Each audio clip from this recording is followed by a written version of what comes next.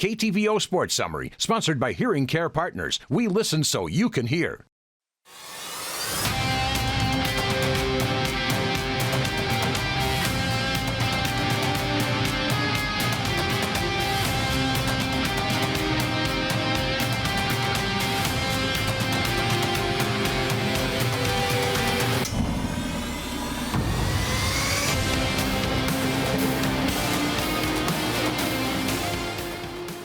Two small area schools found success thanks to the gift of experience.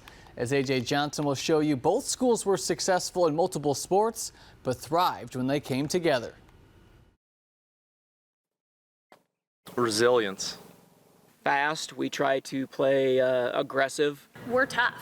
A Savage would do it with all their strength and with all their might and with all their determination, whatever they were doing, and they wouldn't give up until ever. It began with the Sigourney Keota football team, a tone setter for the year to come.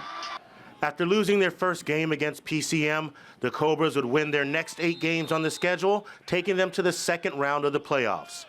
There were a few good wins early in the year, but one moment stood out where the Cobras knew they had something special. Week 5, it finally all kind of accumulated and clicked, and it was obviously the biggest game of the year, regular season wise, against Pell Christian. I wouldn't say we completely clicked then. I mean, we were doing a lot of good things early on, but I feel like that was the one game it was like, yeah, we're off and running. Now we're definitely on track. The Savages found success on a couple of other fields last year.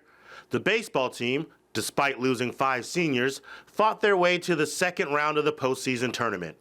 In the midst of a grueling 2-month season, they learned what the true key to winning was. We ended up 18-7 on the season, but we had some big streaks of win streaks where we were putting things together, and the kids started playing together and for each other instead of just playing baseball.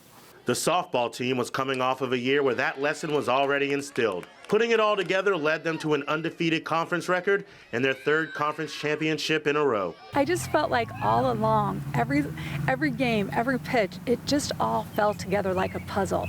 And it wasn't just a one-moment thing. It was continually.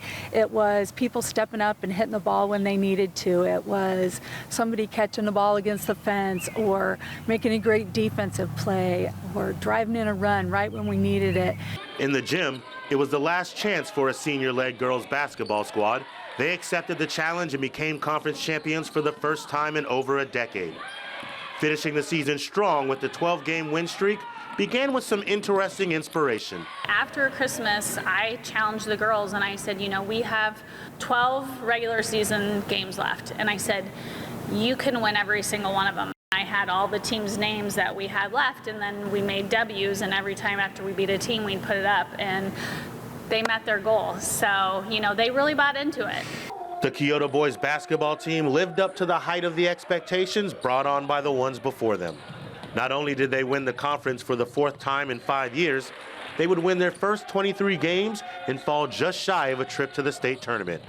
Yet, their efforts would not go unnoticed. I just think it's the work ethic that these guys put in together. I mean, they're always in the gym shooting. I teach PE here, you know, so during study halls, kids can come down and shoot baskets and things like that.